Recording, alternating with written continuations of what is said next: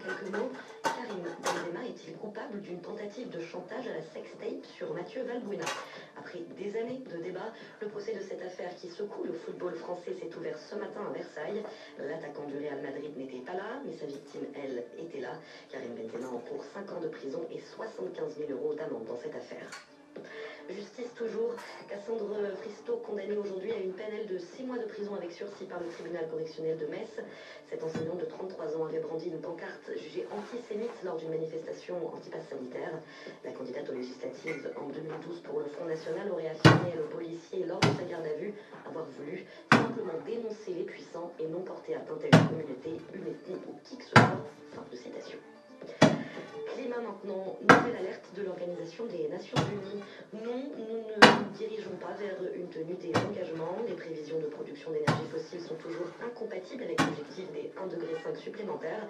C'est pourtant ce que prévoit l'accord sur le climat de 2014 et qui vise à limiter le réchauffement de la planète à 2 degrés supplémentaires par rapport à l'ère pré-industrielle.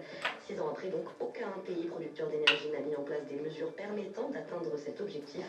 Au total, si on considère les énergies fossiles dans leur ensemble, les prévisions de production pour 2030 sont plus de 2 fois supérieures à celles compatibles avec une limitation du réchauffement à 1,5 degré.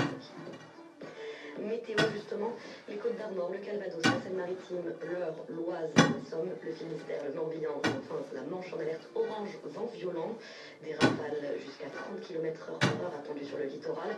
En parallèle, 63 départements sont classés en jaune pour les intempéries. Météo France appelle la population à la prudence, notamment cette nuit en Normandie et en Bretagne.